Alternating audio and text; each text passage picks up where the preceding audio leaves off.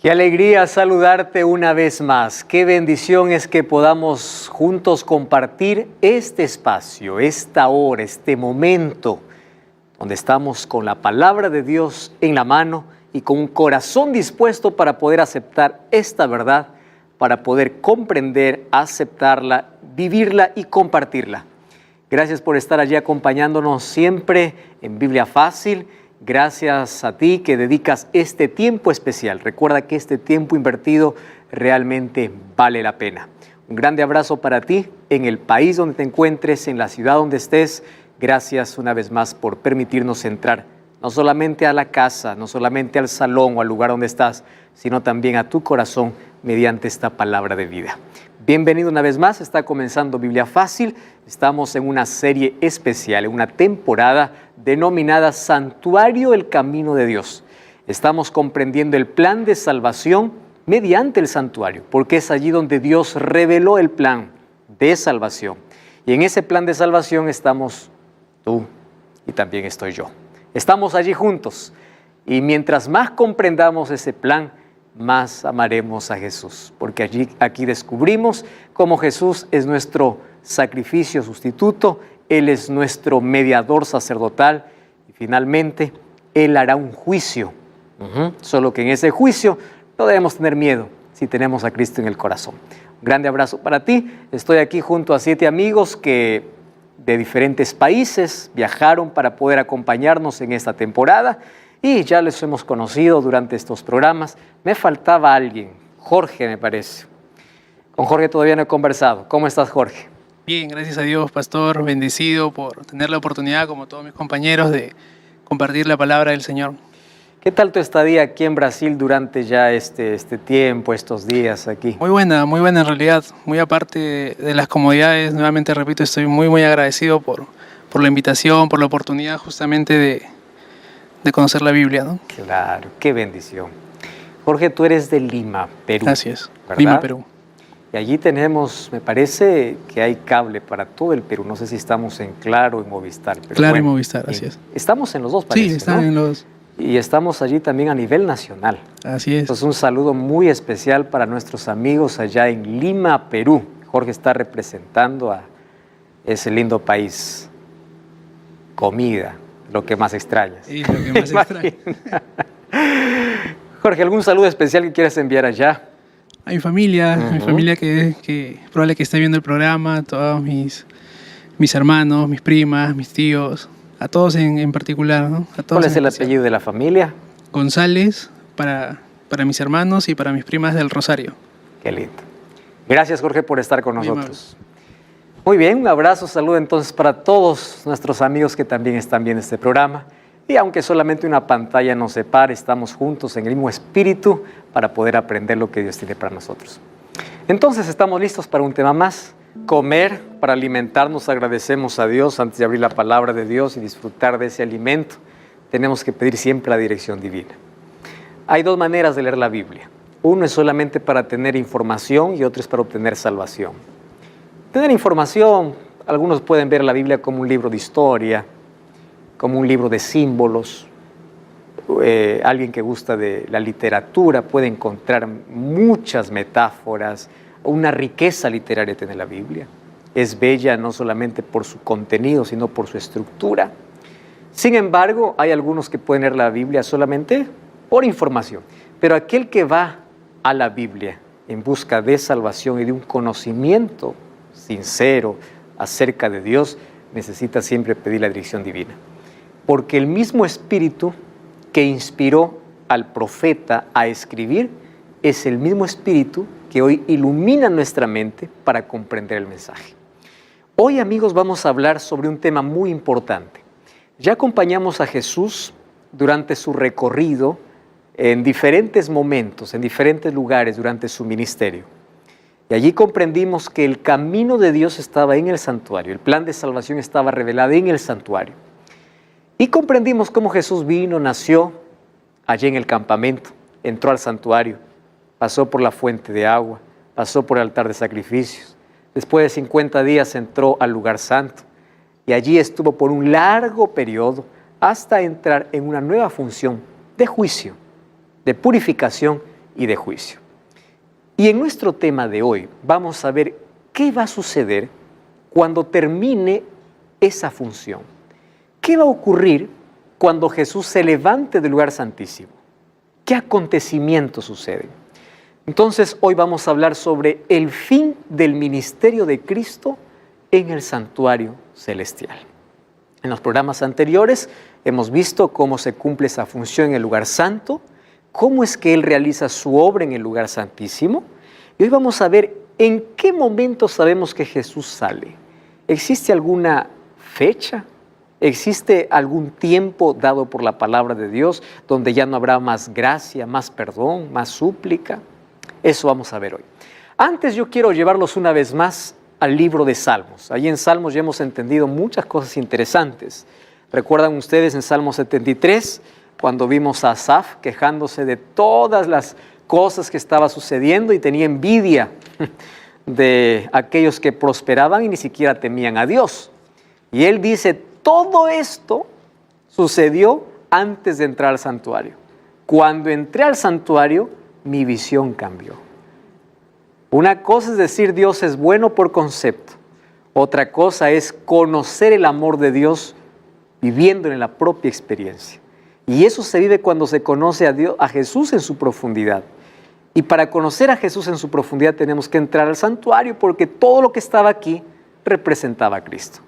Ahora, el libro de Salmos, de paso, es el libro más extenso que nosotros tenemos en la Biblia. No hay un libro más grande que ese. Sin embargo, era una colección de oraciones, de agradecimientos, de súplicas. Y estos salmos eran cantados en el santuario. Cuando el pueblo tenía que salir del campamento, del lugar donde estuviese, especialmente en las fiestas, ellos salían en familia cantando salmos. Y cuando llegaban al templo, ahí en Jerusalén, en las festividades, ellos se reunían para cantar salmos. Nosotros ahora no tenemos idea de cómo era la música de esos salmos. No conocemos. Sin embargo, imagínense un día preguntar a David, cuando estemos ahí en el cielo, David, toca con tu arpa el Salmo 23. Aquí hay varias versiones que nosotros ya hemos escuchado de Salmo 23. Jehová es mi pastor, nada me faltará. Pero imagínense la música original que fue compuesta allí por David y él mismo tocando, ¿no? Tocando y cantando. Hay lindos salmos, Salmo 133, por ejemplo, cuando allí dice, mirad cuán bueno y cuán delicioso es cuando los hermanos habitan juntos en armonía. Lo cantaban con alegría, se abrazaban, cantaban, adoraban a Dios. Y tenemos otros salmos, Salmo 122, cuando decía, yo me alegré con los que me decían, a la casa de Jehová iremos. Este salmo era cantado especialmente cuando ellos tenían que subir a Jerusalén, cuando ellos tenían que ir a la fiesta, ¿no? Y este era un salmo del camino, de alegría. Yo me alegré con aquel que decía, vamos a Jerusalén, vamos a la casa de Jehová. Y todos salían cantando, agradeciendo a Dios. Entonces, encontramos nosotros salmos de celebración, de gratitud, de petición, pero todo esto eran composiciones para poder cantarse en el santuario. Y el primer texto que leímos nosotros sobre salmos aquí en esta temporada fue Salmos capítulo 77, versículo 13. De paso es un versículo que no debemos olvidar. Y allí dice, oh Jehová, tu camino está en el santuario. La traducción correcta, o yendo allí al original, que se escribió en hebreo, sería, tu camino está en el santuario. No tu camino es santo, sino tu camino está en el santuario. ¿Por qué? Porque la palabra Bakodesh se traduce como santuario. Esa misma palabra aparece 28 veces en el Antiguo Testamento y 26 es traducida como santuario. Entonces, aquí fue colocada santo, más su traducción correcta sería santuario. Entonces, tu camino, oh Dios, está en el santuario. Ahora, nosotros comprendimos que el plan de salvación estaba revelada en el santuario. Y es por eso que hemos acompañado a Jesús en su caminata por ese santuario. Cuando vamos a Gálatas 4:4, nosotros encontramos que cuando se cumplió el tiempo, Dios envió a su Hijo, ¿verdad? Y cuando Él nació, Juan capítulo 1, versículo 14, dice que Él habitó Esa palabra habitó, aquí ya mencionamos que era un neologismo, es decir, una palabra nueva, una palabra creada por Juan y mejor traducida es así, y Dios tabernaculó con nosotros. Interesante, es kenosen, la palabra griega. Dios se instaló, vivió con nosotros, tabernaculó. ¿Y dónde tabernaculó? En el campamento. Él habitó con nosotros. Ahora, ¿cuántos años demoró Jesús para poder entrar o para poder salir del campamento y entrar en el atrio del santuario? Demoró 30 años. Y lo primero que hizo cuando entró en el santuario fue pasar por el primer mueble del santuario. Y este mueble, donde los sacerdotes se lavaban las manos y los pies, este mueble representa hoy el bautismo, donde nos purificamos, donde nuestra vida es nueva y renovada en Cristo. Esta agua hoy es el símbolo de una entrega completa a Dios, donde Cristo purifica nuestra vida y donde 2 Corintios 5:17 somos nuevas criaturas. Entonces, Jesús se bautizó no porque él era pecador. Primero para dar ejemplo. Y Jesús dijo a Juan, es necesario que se haga de acuerdo para hacer justicia. No solamente para dar ejemplo, sino que él estaba cargando la culpa de la humanidad. Entonces, él también se bautizó, representando aquí el altar, que era de bronce, o este primer mueble, que era una fuente de agua. Desde la fuente de agua hasta el altar de sacrificio, Jesús demoró 3 años y medio. ¿Qué sucedió? Después del año 27 hasta el año 31, que según la profecía de Daniel capítulo 9, versículo 25 en adelante, dice que a la mitad de semana, entre el 27 y el 31, en el año 27 y 34, en el año 31, Jesús moriría y él representaría, o él sería el sacrificio vivo aquí sobre este altar. Entonces, todos los sacrificios que se ofrecían diariamente ya no tendrían más valor a partir de la muerte de Jesús. Ese tipo de leyes y ceremonias del Antiguo Testamento fueron anuladas. Cuando ahí el apóstol Pablo incluso anuncia de que hubiera un conjunto de leyes anuladas en la cruz, se está hablando del conjunto de ritos, de ceremonias, de leyes que tenían que ver con sacrificios, porque el mayor sacrificio se realizó. Y en la profecía nosotros encontramos que en el calendario divino, en el itinerario de Dios, estaba marcado el año, el mes, el día y la hora de la muerte de Jesús. ¿En qué año murió Jesús? 31. ¿En qué mes? Mes de la Pascua, mes de Abib o Nisán, como se le conocía. ¿En qué día murió Jesús? Un 15 de Abib. Después que fue muerto el Cordero Pascual, porque el Cordero Pascual moría el día 14. Jesús murió un viernes 15 de Abib. Traducido para nuestro calendario sería un viernes 27 de abril del año 31. ¿A qué horas? Dice el libro de Marcos que murió a la hora tercera, que es las 9 de la mañana. A partir de la hora sexta, que es el mediodía, hubo tinieblas. Ahora, esas tinieblas duraron 3 horas. ¿Hasta qué hora? Hasta las 3 de la tarde. En el horario donde se ofrecía el segundo sacrificio, Jesús entregó el Espíritu. Exactamente, en la fecha correcta, en el año, en el mes, en el día y en la hora. Entonces Jesús cumple todos los ritos o ceremonias que se celebraban en el atrio. Ahora, del atrio para el lugar santo Jesús demoró 50 días. Después de su resurrección, ¿qué cosa aconteció? 40 días más estuvo con sus discípulos y les dio la orden que todavía no salgan a predicar, que se queden en Jerusalén hasta que reciban ¿a quién? Al Espíritu Santo. ¿Por qué? Jesús había prometido que el Espíritu Santo tendría que venir.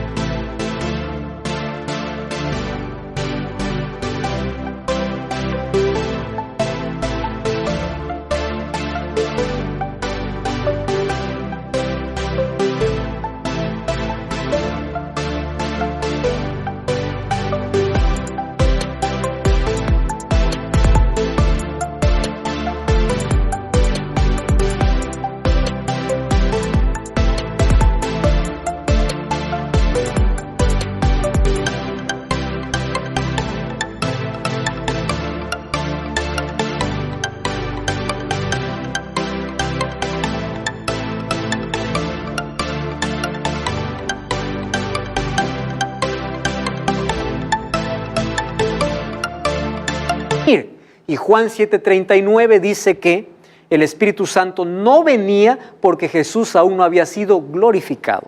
Esa palabra glorificado significa Jesús todavía no había sido entronizado en el cielo. No había entrado todavía en el cielo allá al lugar santo o al santuario allá en el cielo. No había entrado.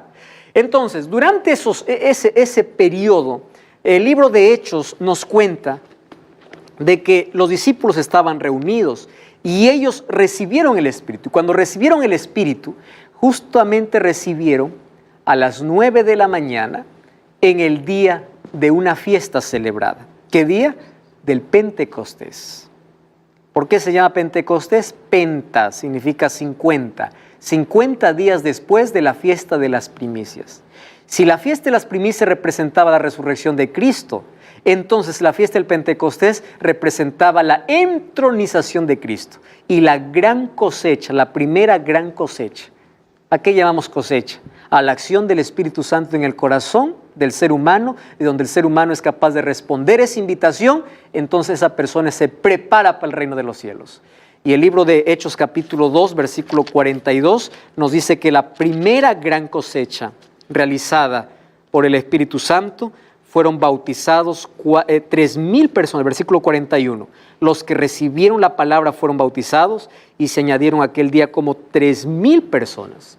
¿Por qué recibieron la palabra? Porque los discípulos empezaron a hablar en su propia lengua. Cuando dice que hablaron en lengua, no está hablando de lenguas extrañas, está hablando de otros idiomas, del idioma que ellos entendían. Y Hechos capítulo 2 habla que habían 14 países, versículo 9 y versículo 10 y 11, 14 hombres y mujeres de 14 países. Y ellos comprendieron la palabra. Y ellos ese día se arrepintieron. Ese día se entregaron. Ahora, quiere decir que en ese momento, cuando Jesús o cuando el Espíritu Santo descendió sobre los discípulos, Jesús estaba siendo entronizado, ¿dónde? En el santuario. Vamos a ir a un salmo mesiánico de paso. Gran parte de los salmos hablan del Mesías. Varios salmos. Por ejemplo, hay 3 salmos que están muy juntos, están en secuencia y los 3 hablan de Jesús. Salmo 22, Salmo 23 y Salmo 24. Vamos a abrir a ver esos salmos.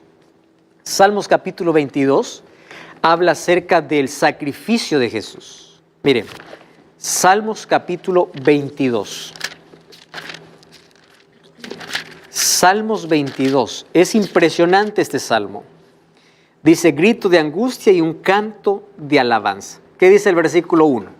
Dios mío, ¿por qué me has desamparado? ¿Les hace recordar esta frase alguna que dijo Jesús? ¿Dónde dijo Jesús esto? En la cruz. Fue una de las palabras de Jesús. Este es un salmo mesiánico. Está hablando de ese momento de sufrimiento. Dios mío, ¿por qué me has desamparado? Y aquí David coloca ya su experiencia. Ahora, fíjense el versículo, vamos al capítulo 16. Wow, versículo 14. Mira lo que dice el versículo 14. He sido derramado como el agua, mis huesos se desconyuntaron, mi corazón fue como cera derritiéndose dentro de mí. Como un tiesto se secó mi vigor, mi lengua se pegó a mi paladar. ¿Recuerdan una palabra de Jesús que tiene que ver con su lengua casi pegada al paladar? Tengo sed. La angustia que Jesús sufrió. Miren el versículo 16. Perros me han rodeado, me ha acercado una banda de malignos, desgarraron mis manos y mis pies. ¿De qué está hablando? De la crucifixión. Continuamos allí leyendo, dice, contar puedo todos mis huesos, porque ningún hueso, recuerdan que fue quebrado de Jesús. Ustedes saben que los romanos, para poder apresurar la muerte de aquellos que eran crucificados, porque era una agonía dolorosa, habían días enteros que a veces quedaban allí en vida. ¿Qué hacían? Quebraban los huesos. Y cuando quisieron quebrar los huesos de Jesús, antes de quebrar los huesos, alguien colocó una lanza en el costado de Jesús. Y cuando entró la lanza, dice que ya no salió sangre sino agua. Quiere decir, la sangre ya no estaba en circulación. Entonces no pudieron quebrar sus huesos. Ahora, ¿qué cosa más? Miren el versículo 18. Repartieron entre sí mis vestidos y sobre mi ropa echaron suertes. ¿De quién está hablando? De Jesús. ¿Se dan cuenta? Salmo 22 es un salmo que habla sobre el sufrimiento de Cristo. ¿Y de qué habla el Salmo 23? De Jesús. ¿Qué dice el Salmo 23? Jehová es mi pastor, nada me faltará. En lugar de delicados pastos me hará descansar. ¿Qué cosa dice Jesús en Juan 10:10? Yo soy el buen pastor. Está hablando de Jesús. Miren el versículo 6. El bien y la misericordia me seguirán todos los días de mi vida y en la casa de Jehová moraré por largos días. ¿Qué cosa dijo Jesús en Juan 14? Voy pues a preparar lugar para vosotros. Si me fueres a preparar el lugar, vendré otra vez. Un salmo que habla sobre Jesús. Y el capítulo 24, el Rey de Gloria. ¿Saben de qué habla esto? Del momento cuando Jesús fue recibido en el cielo, después de su muerte. En el día del Pentecostés, cuando el Espíritu Santo descendió a la tierra. Y el Salmo capítulo 24 es un salmo precioso para hablar del momento de la entronización. Porque allí está escrito en forma de un poema. Hay riqueza literaria. Y fíjense lo que está escrito allí. Aquí he resumido algunas partes. Alzado puertas vuestras cabezas, alzaos vosotras puertas eternas. No está hablando de puertas terrenales. ¿De qué está hablando? Del cielo. Y miren la figura que usa aquí David para poder escribir ese salmo. Y dice, y entrará el Rey de Gloria. Y un coro responde, ¿quién es este Rey de Gloria? Y otro responde allí. Uno pregunta, ¿quién es el Rey de Gloria? Otro responde, Jehová, el fuerte y el valiente, el poderoso en batalla. Otra vez el canto, alzaos, oh puerta, vuestras cabezas, alzaos vosotras puertas eternas y entra el Rey de Gloria. Nuevamente pregunta el coro de ángeles, ¿quién es el Rey de Gloria? Y el otro responde, Jehová de los ejércitos. Ustedes se imaginan ese momento de la llegada, ese momento donde todos allí empezaron a recibir a Jesús después de haber aquí dado la victoria, después de haber conquistado aquel mundo que un día estaba perdido, la alegría celestial. La mayor tristeza que ya vivió el cielo fue el momento cuando Jesús murió. Tanto así que la misma naturaleza se resistió a ver a su propio Creador con el maltrato que le dieron. El sol se oscureció. 3 horas no dio más su luz. Porque no quería que ningún ojo mortal pueda ver la agonía de Jesús en la cruz. Además, el cielo estaba lleno de lágrimas. Imagínense los ángeles, imagínense allí a Dios, el Espíritu, allí el Padre, viendo todo ese sufrimiento. Y allí preguntándose si valdría todo esto la pena. Y Jesús murió aún sabiendo de que el ser humano, la mayoría le iba a rechazar, aún conociendo eso. Ahora imagínense la alegría después de la resurrección. Alcen las manos, alzaos puertas. Va a entrar el Rey, va a entrar el vencedor. Y ustedes saben que esta ceremonia se ve de una manera más espectacular, preciosa en el libro de Apocalipsis. Cuando vamos al libro de Apocalipsis, vamos al Apocalipsis. En el capítulo 4 y el capítulo 5 hablan acerca de una sola escena, la escena de adoración en el cielo. Y ustedes saben que estos 2 capítulos es un solo momento. Solo que aquí está dividido, por supuesto, en 2 capítulos. Dice la adoración celestial. Juan vio una puerta en el cielo y una voz le dijo, ven, yo te mostraré las cosas. Y al instante, estando yo en el Espíritu, vi un trono. ¿Qué cosa vio? Un trono. Fíjense, la apariencia del que estaba sentado era una piedra de jaspe, de cornalina. Alrededor del trono había un arco iris que representa la justicia de Cristo, semejante a su apariencia a la esmeralda. Alrededor del trono había 24 tronos. Y allí, ¿qué cosa vi? 24 ancianos. No significa ancianos de edad, significa dignos en autoridad. Y yo quiero invitarles a ustedes para que puedan ver la temporada de Biblia Fácil, Apocalipsis, donde allí explicamos a detalles a quién representa cada símbolo que es presentado acá. Sin embargo, miren, todos estos seres, hay seres vivientes, hay 24 ancianos. El versículo 5 dice, delante del trono ardían 7 lámparas de fuego, que son los 7 espíritus de Dios. ¿Quiénes son los 7 espíritus de Dios? 7 es número perfecto. y 7 significa perfección. Entonces significa la plenitud del Espíritu. Y cuando habla de 7 espíritus, está hablando de lo que en el Antiguo Testamento ya se hablaba sobre el Espíritu Santo. Espíritu de sabiduría, espíritu de inteligencia, espíritu de poder, espíritu de consejo, espíritu de reverencia. Entonces, de eso está hablando, de la plenitud del Espíritu. Ahora, fíjense el versículo 8. Los 4 seres vivientes tenían 6 alas alrededor y por dentro estaban llenos de ojos. Y de día y noche sin cesar decían: Santo, santo es el Señor, Dios Todopoderoso, el que era, el que es y el que ha de venir. Versículo 11. Y todos los que estaban en el trono decían: Señor, digno eres, ojo con esta palabra, digno eres de recibir la gloria, la honra y el poder. Para que ellos digan digno eres de recibir, es porque el quien va a estar aquí o a quien están adorando hizo algo. ¿A quién están adorando? A Jesús. ¿Y por qué le adoran? Primero le dice: porque tú creaste todas las cosas. ¿Quién fue el creador? Fue Dios, es verdad. Pero allí participaron Padre, Hijo y el Espíritu Santo.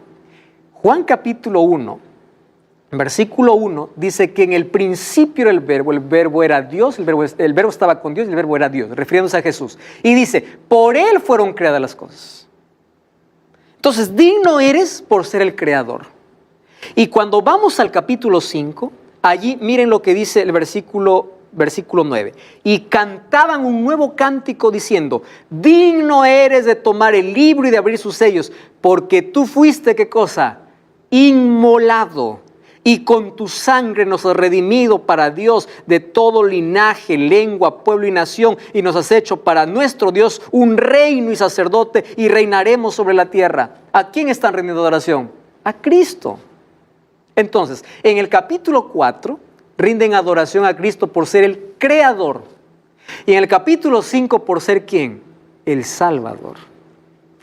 Este fue el momento de la entronización. Ahora, tenemos más detalles para hablar sobre aquel momento espectacular donde Jesús fue entronizado en el santuario. No cambies el canal, ya estamos de regreso. Esta es Biblia Fácil. Y estamos de regreso. Este es tu programa Biblia Fácil. Qué alegría saber de que tú estás participando de este programa. Y es por eso que yo tengo un regalo para ti. Aquí en mis manos tengo el DVD Santuario, el Camino de Dios. Todo lo que tienes que hacer es solicitarlo a través de nuestro WhatsApp. Más 5512 98 100 14 60. Aquí están los 13 temas de esta temporada. Sin embargo, este DVD fue grabado en Israel. Vas a conocer un poco más de cerca allí los muebles del santuario y todo el recorrido que hizo el santuario. Por eso puedes solicitarlo ahora mismo y es totalmente gratis.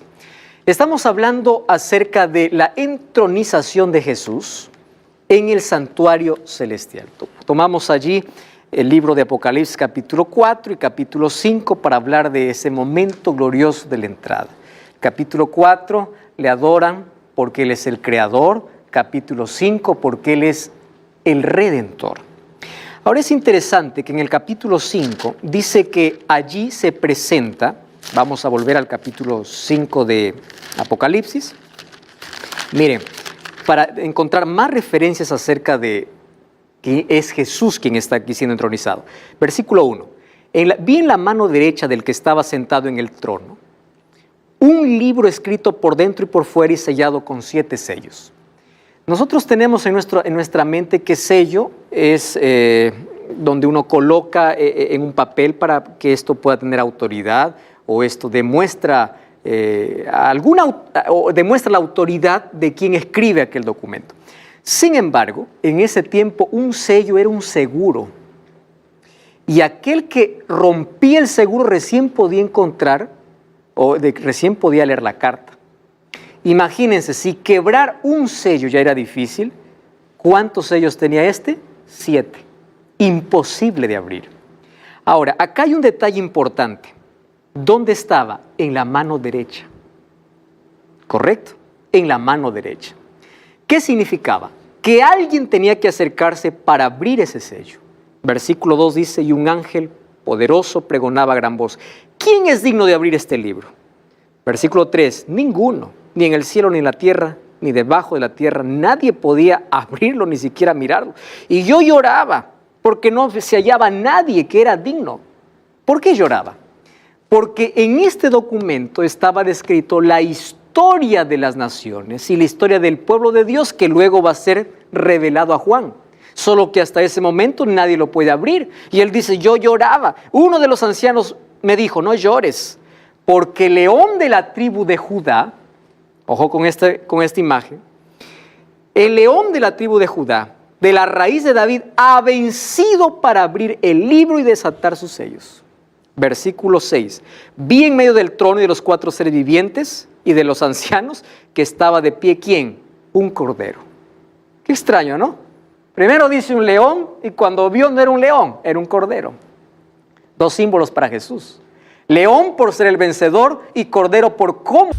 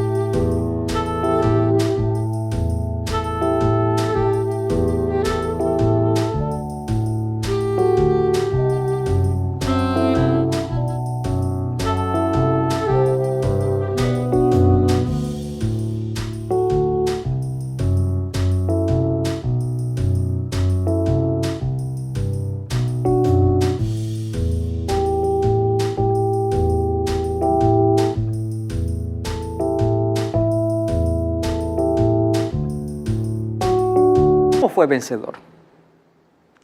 La palabra cordero encontramos 29 veces aquí en el libro de Apocalipsis y varias figuras para Jesús, como el novio, como el esposo, como la luz, como el cordero, pero la palabra cordero es la que más se repite. Ahora, es impresionante que ese cordero representa a Jesús y él era el único digno. ¿Por qué? Porque él venció, porque él fue inmolado.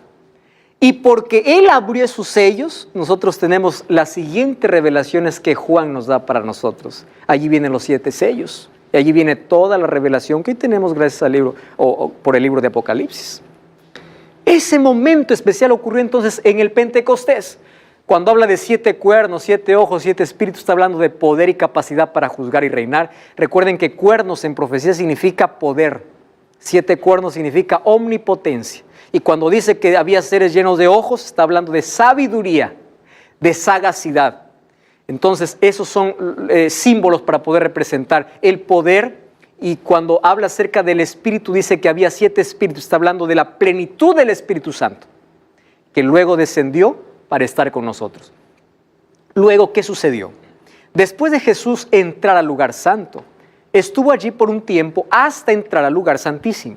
Y la profecía de Daniel capítulo 8, versículo 14 nos dice 2300 tardes y mañanas y el santuario será purificado. Nosotros ya entendimos que esa profecía comienza en el año 457 y va hasta el año de 1844. ¿Qué sucedió en el año de 1844? El santuario celestial fue purificado. ¿De qué? De los registros de pecado. Además, se inició una obra de juicio, así como se prefiguraba también en la purificación del santuario terrenal. Y a partir de ese año vivimos un juicio. Ahora, la pregunta es, ¿cómo nosotros tenemos la seguridad de que estamos viviendo en ese juicio? Y Apocalipsis capítulo 14, versículo 6, nos da la total seguridad. Y allí dice que un ángel clamaba a gran voz y decía, temed a Dios y dadle gloria, porque la hora de su juicio ha llegado. ¿Qué más decía? Adorad a aquel que hizo el cielo, la tierra, el mar y las fuentes de las aguas. En otras palabras, adoren al Creador. La pregunta más directa sería, ¿a quién estás adorando? Porque esta es una referencia del Antiguo Testamento a la creación y al Creador, no a la creación, sino al Creador. Ahora es interesante que todos los seres humanos buscamos personas para adorar, medios para adorar, porque el ser humano nació con la necesidad de adorar. Y Satanás nos seduce para que podamos adorarle por diferentes medios. Y el llamado aquí es adora a Dios porque está viviendo un momento de juicio. Eso significa que un día se va a acabar este juicio y el veredicto va a depender de tu adoración. ¿A quién has adorado? Personas que adoran placeres, otros adoran vicios, otros adoran religiones, placas de iglesia, otros adoran pastores. Pero ¿quién adora a Dios? Entonces, en este periodo de juicio, dice, tienes que adorar a Dios. ¿Por qué razón? Porque un día este juicio va a terminar. ¿Cuándo va a terminar? Vamos a Apocalipsis capítulo 15. Miren lo que dice el versículo 8 del capítulo 15. Vamos del versículo 7. Uno de los 4 seres vivientes dio a los 7 ángeles 7 copas de oro llenos de la ira de Dios, quien vive por los siglos de los siglos. Y el templo se llenó de humo por causa de la gloria de Dios. ¿Ustedes se acuerdan qué sucedía en el día de la expiación? La gloria de Dios, ¿a dónde descendía? Al lugar santísimo. Y eso significaba que el sacerdote, como ya estaba en la presencia de Dios purificando el santuario, estaba a punto de salir porque ya había purificado el santuario. La gloria de Dios llenaba allí el lugar santísimo. Y aquí dice, la gloria de Dios llenó el templo y el templo se llenó de humo. Y nadie podía entrar en el templo hasta que se cumplieran, ¿qué cosa? Las 7 plagas. Amigos, nosotros no tenemos una fecha para decir en tal fecha Jesús va a salir del santuario. Solamente hay una evidencia de que Él ya salió. 7 plagas. ¿Qué significan las 7 plagas? Allí vamos a encontrar el capítulo 16. 7 plagas que caen sobre los impíos, no sobre los hijos de Dios. Ahora, una de las cosas que aquí me dice sobre las plagas es que cuando las plagas empiezan a caer, ya no hay más perdón. Porque Jesús abandonó el santuario. Los libros fueron cerrados. El destino de la humanidad fue cerrada. Número 2, ya no hay arrepentimiento. Ustedes leen el capítulo 16, dice, a pesar de que sufrían sus plagas, no se arrepintieron. ¿Saben qué significa eso? El Espíritu Santo ya no llama a las personas. Ya no, porque ya no hay oportunidad. Cuando alguien hoy se arrepiente, no es porque, yo tuve necesidad de Dios. Esa necesidad, ¿quién lo creó? El Espíritu. Nosotros hoy tenemos necesidad de arrepentimiento porque el Espíritu Santo actúa y trabaja. Y a veces somos duros y rebeldes y nos hacemos insensibles a esa voz. Sin embargo, el Espíritu Santo ya no más trabajará en el corazón de las personas. ¿Qué otra cosa? Es allí donde Jesús sale del santuario y deja sus vestiduras sacerdotales para colocarse sus vestiduras reales. Y a eso nosotros lo llamamos el cierre de la puerta de la gracia. ¿Existe en la Biblia puerta de la gracia? No. Como un concepto definido, no. Pero como una información, o mejor, escrito puerta de la gracia no existe. Pero como concepto sí existe. Vamos a Apocalipsis capítulo 3. Mírenme. Vamos a leer el versículo 8. Yo conozco tus obras, por eso he puesto delante de ti una puerta abierta, la cual nadie puede cerrar. Pues aunque tienes poca fuerza, has guardado mi palabra y no has negado mi nombre. Aquí está hablando acerca de la oportunidad del Evangelio. Entonces, si esta puerta abierta nadie puede cerrar, cuando se cierra, nadie puede abrir. Yo les voy a contar aquí algunos ejemplos dados por la palabra de Dios. Vamos a Apocalipsis capítulo 22. Apocalipsis capítulo 22, versículo 11. Miren lo que dice. El que es injusto sea injusto, el que es impuro sea impuro, el que es justo practique la justicia, el que es santo santifíquese. Quiere decir, llegará un momento en la historia de este mundo, cuando Jesús termine su labor dentro del santuario celestial y Él salga, donde el caso de cada ser humano está decidido. Hay una persona que hace tiempo me dijo, pastor, yo me voy a arrepentir cuando vea a Jesús volviendo. Como Él es amor, me va a salvar. No sabía que antes de la venida de Cristo la puerta se cerraría. El asunto estaría definido. No habría más espíritu para convencer. Entonces llegará un momento en que el salvo no podrá perderse y el perdido no podrá salvarse. Porque el asunto está decidido, porque Jesús salió, realizó ya su obra de juicio. Y Él ya salió perdonando los pecados de todos aquellos que confesaron. Y de aquellos que no, o de aquellos que fueron eliminados del libro de la vida, su caso fue definido. ¿Qué cosa sucede allí entonces? Jesús contó parábolas para representar su venida. Y una parábola conocida es la parábola de las 10 vírgenes. ¿Recuerdan Mateo 25? Dice que 10 vírgenes esperaban al esposo. El esposo en la Biblia representa a Jesús. En el libro de Apocalipsis especialmente se ha representado como el novio y la iglesia como la novia. Ahora fíjense, dice que 5 de ellas eran prudentes y 5 eran insensatas. ¿Cuál es la diferencia entre un prudente y un insensato? Primero, vamos a ver las semejanzas. Todas tenían lámparas. No todo el que tiene Biblia o no todo el que dice ser religioso finalmente se salva. ¿Correcto? Todos estaban esperando al esposo, todos esperamos a Cristo. Todas tenían lámparas. Salmo 19, 105 dice, lámpara es a mis pies tu palabra. La palabra de Dios es la lámpara. ¿Cuál es la diferencia? En que unas tenían más aceite que otras. Y como tardaba el esposo, quiere decir que había demora para algunos de la venida de Jesús, todas se durmieron, es otra semejanza. Todas se durmieron.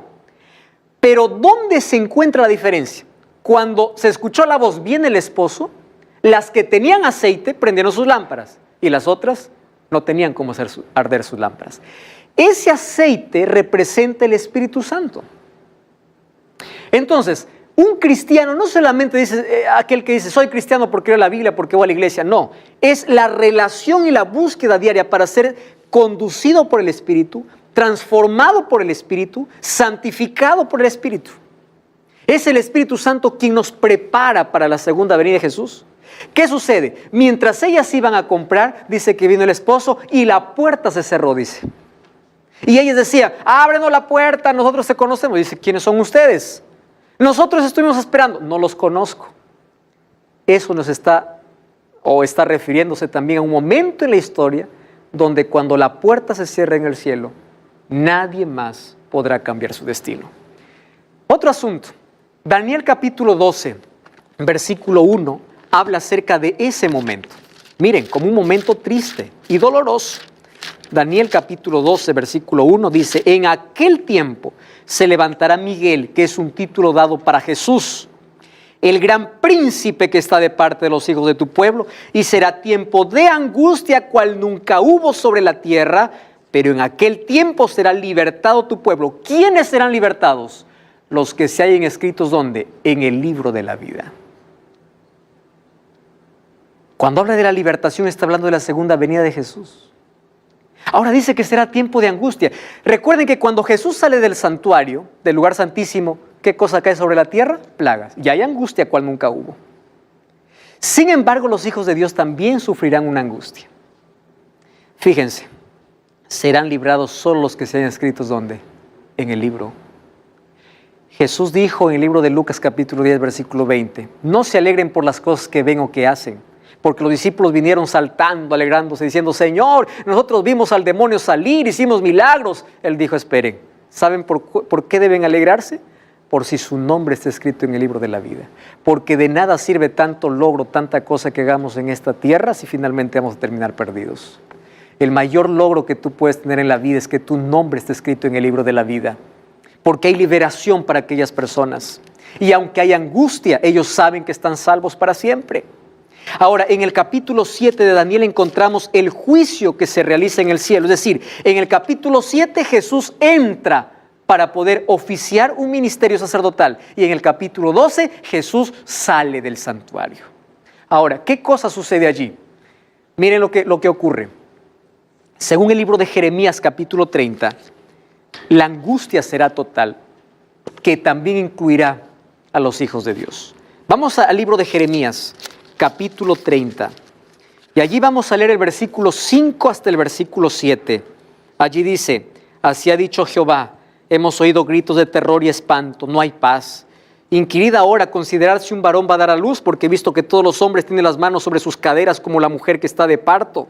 Se han puesto pálidos. Cuán grande es aquel día. No hay otro semejante a este. Este es un tiempo de angustia para Jacob. pero de ellos será librado. Está hablando ahora del pueblo de Dios para Jacob.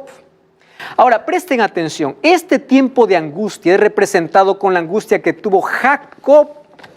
¿Por qué razón? Cuando nosotros vamos a la historia, allí vamos a encontrar que Jacob, antes de poder encontrarse con su hermano Esaú, él pasó por un periodo de angustia que está representado con la angustia que los hijos de Dios van a pasar en el tiempo final. Por ejemplo, Jacob fue amenazado de muerte por Esaú. Luchó para conseguir la liberación. Satanás llevó a marchar a Esaú contra Jacob. Recuerden que los impíos estarán airados contra aquel grupo que no cae las plagas y los perseguirán. Ahí representa de que Esaú fue a marchar contra Jacob. Satanás se esforzó para imponer sobre Jacob culpa, el sentimiento de culpa. Jacob se apegó al ángel y se insistió hasta prevalecer. Él sabe que se había arrepentido. Jacob venció no por su fuerza, sino porque él se entregó.